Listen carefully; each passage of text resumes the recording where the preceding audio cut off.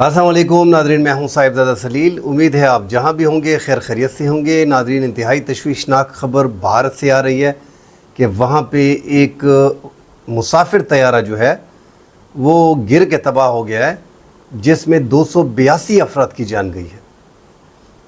اس پہ ناظرین بات کریں گے۔ اس پہ زیادہ تر افواہیں اڑ رہی ہیں، الزامات لگ رہے ہیں، مگر حکومت کی طرف سے کوئی الزام نہیں لگایا گیا۔ بہرحال ان کے جو تجزیہ نگار ہیں وہ مسلسل پاکستان پہ الزامات لگا رہے ہیں سوشل میڈیا پہ۔ سوشل میڈیا کی حد تک ایک بار پھر فیک نیوز پھیلائی جا رہی ہیں۔ ناظرین، ان میں جو ہے وہ 40 جو ہیں وہ میڈیکل کے طالب علم بھی ہیں، کیونکہ جو مسافر طیارہ تھا وہ وہاں پہ ہاسٹل پہ میڈیکل کے ہاسپٹل پہ گرا ہے۔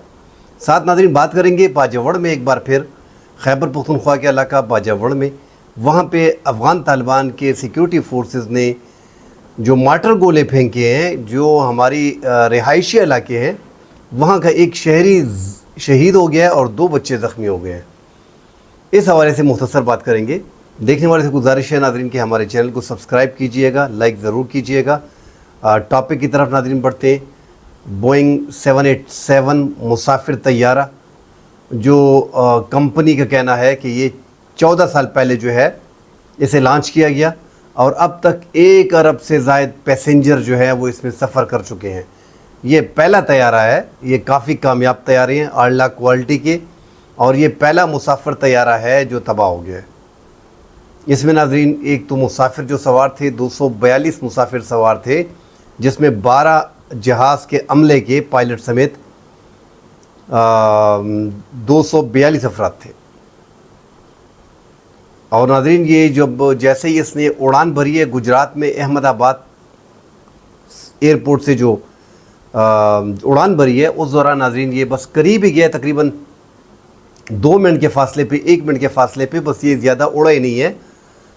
اور یہ قریب وہاں پہ جو MBBS UG ہاسٹل ہے اس پہ گر گیا۔ وہاں پہ بچے ناشتہ کر رہے تھے اور ان پہ جو ہے وہ جہاز اس بلڈنگ کے اوپر گر گیا، یہ مسافر جہاز جو ہے۔ اور اس انداز میں ناظرین دھماکہ ہوا ہے کہ اس میں بچنے کا چانسز نہیں لگ رہا تھا، کہ اس میں بڑا مشکل ہوگا کہ کوئی اس میں بچ جائے، اور بتایا جا رہا تھا کہ 242 جو ہیں وہ اس میں ہلاک ہو گئے ہیں۔ اب ناظرین اس میں ایک بندہ جو ہے خوش قسمت تھا، 40 سالہ دشواس کمار رمیش جو ہے وہ بیچ میں بچ نکلا ہے۔ یہ ایک مسافر بیچ میں بچا ہوا ہے، باقی جتنے بھی مسافر ہیں وہ سارے کے سارے ہلاک ہو گئے ہیں۔ اس میں ناظرین گجرات کا ایک جو ہے سابقہ CM وزیر اعلیٰ جو رہے، 2016 سے 2021 تک وزیر اعلیٰ گجرات رہے ہیں۔ گجرات سے خود نریندر مودی بھی، اس کو گجرات کا قصائی کہا جاتا ہے، جو موجودہ وزیر اعظم ہیں انڈیا کے، وہ بھی گجرات کے وزیر اعلیٰ رہے ہیں۔ تو یہ کافی RSS میں کافی مشہور تھے، وجے روپانی، ان کی ہلاکت بھی ہو گئی ہے۔ یہ بچوں کو لینے انگلینڈ جا رہا تھا۔ اس میں ناظرین جو غیر ملکی ہیں 53 اس میں برطانوی شہری جو ہیں وہ بیچ میں ہلاک ہو گئے ہیں، 7 پرتگال کے ہیں، 1 کینیڈا کا ہے، اور 169 جو ہے وہ انڈین شہری بیچ میں جو ہے وہ ہلاک ہو گئے ہیں۔ اب ناظرین اس پہ پاکستان نے بھی افسوس کا اظہار کیا۔ پاکستان میں جتنے بھی لوگ ہم دیکھ رہے ہیں، میں خود بڑا پریشان ہوا ہوں کہ بے گناہ لوگ تھے، ان کو حادثہ پیش آیا، اور ہمارے پڑوسی ملک بھی ہے، پڑوسی ملک میں ایک حادثہ ہوا ہے، چاہے وہ کسی بھی ملک میں ہو، تو اس پہ افسوس کا اظہار کرنا چاہیے۔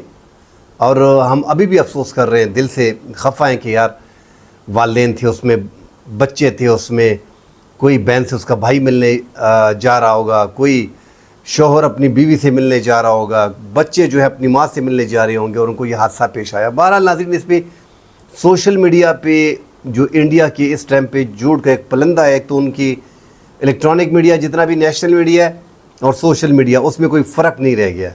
جو پہلگام واقعہ پاکستان پہ یکدم الزام لگانا، اور جو پھر محدود جنگ پاکستان کی انڈیا کے ساتھ ہوئی، اس میں انڈیا کا کردار پوری دنیا نے دیکھ لیا ہے۔ اب ان کا جو الیکٹرانک میڈیا جس میں ایک آدھ چینل تھا، NDTV جو ہے وہ کافی بہتر تھا، اس سے برقع دت نکل گئی، مگر برقع دت جا ناظرین وہ نکلنے کے بعد ایک تو وہ اس حکومت کے سخت خلاف تھی، نواز شریف کے ساتھ زیادہ ریلیشن ہے، نواز شریف کے لیے آتی بھی تھی، मगर इस महदूद जंग में उसका किरदार बड़ा सामने आ गया कि उसने पाकिस्तान के ख़िलाफ़ जहरीला प्रोपेगेंडा किया कि पाकिस्तान के इतने जहाज़ गिर गए, कराची को कब्ज़ा कर लिया गया, लाहौर को कब्ज़ा कर लिया गया, और फ़लाँ जगह पे ये हो गया, फ़लाँ इतने झूठ, और हमने पायलट कैप्चर कर लिया है। पता नहीं, एक वेल क्रेडिबल जो है जर्नलिस्ट है, बहुत याद है, बरखा दत्त, एक बड़ा नाम है इंडिया में, अपना यूट्यूब चैनल वेबसाइट पे चला रही है, इंटरनेशनल मीडिया से भी जो है वो रिलेटेड है इस टाइम पे। मगर NDTV में ये एक वाहिद खातून थी। उनके ज़्यादातर NDTV के जितने भी एंकर्स हैं वो बेहतरीन सहाफ़ी हैं और सच की रिपोर्टिंग ज़्यादातर करते हैं, जो उन पे ज़्यादातर पाबंदियाँ भी लगती हैं। मगर बरखा दत्त ने अब इस रोल में भी, ये जो जहाज़ वहाँ पे हादसा हुआ है उसमें भी उन्होंने पॉइंट निकालने की कोशिश की कि ये तो है 2 इंजन कैसे फ़ेल हो गए। नाज़रीन, कंपनी का कहना है कि ये 14 साल पहले लॉन्च हुआ है, इसमें कोई ख़राबी नहीं थी और ये दोनों इंजन जो है वो फ़ेल हो गए। और जो माहिरीन हैं वो बोलते हैं यार दोनों इंजन कैसे फ़ेल हो सकते हैं, ये तो कोई ऐसा टेक्निकल फॉल्ट भी इसमें नहीं था। और ये ख़बरें उठा के इल्ज़ामात, इशारे कन्हैयों में पाकिस्तान के ख़िलाफ़ इल्ज़ाम जो है वो लगाने की कोशिश कर रहे हैं। मगर नाज़रीन, ऐसे इल्ज़ामात लगते नहीं हैं, वो अपनी क्रेडिबिलिटी को मज़ीद ख़राब कर रहे हैं। पाकिस्तान की तरफ से भी हम चंद दोस्तों को देख रहे हैं, ज़्यादातर लोग पाकिस्तान में इस तैयारे के गिरने पे दुख का इजहार कर रहे हैं, मगर बीच में है जो इमोजी हा जो है वो वहाँ पे भिजवा देते हैं और इंडिया उसको कोड करते हैं, और वैसे भी वो दुश्मनी मज़ीद गहरी हो जाती है। तो बड़ी एहतियात करनी चाहिए नाज़रीन। ये सेफ्टी रिकॉर्ड अगर इस प्लेन का देखा जाए तो मुकम्मल तौर पे ये सेफ़ मुसाफिर जो है वो ड्रीम लाइनर था, इसको ड्रीम लाइनर कहा जाता है। तो एक बेहतरीन जहाज़ था, बदकिस्मती उनकी आई, उनको हादसा पेश आया और बीच में 242 मुसाफिर जो जहाज़ के 12 अफराद शामिल थे वो बीच में हलाक हो गए हैं, और 40 बीच में मेडिकल के स्टूडेंट जो हैं वो बीच में हलाक हो गए हैं, और एक बीच में जो है 40 साला दुश्वास कुमार रमेश जो है वो बीच में ज़िंदा बच गया। मौजूदा वो उसके लिए हो गया।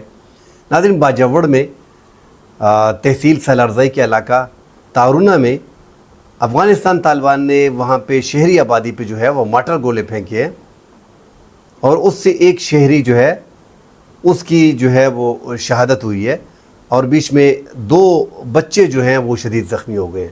जो शहरी नाज़रीन शहीद हुआ है गुल बादशाह उसका नाम है, और बच्चे जो हैं वो बीच में एक बीच में शदीद ज़ख्मी है और दूसरा मामूली ज़ख्मी है।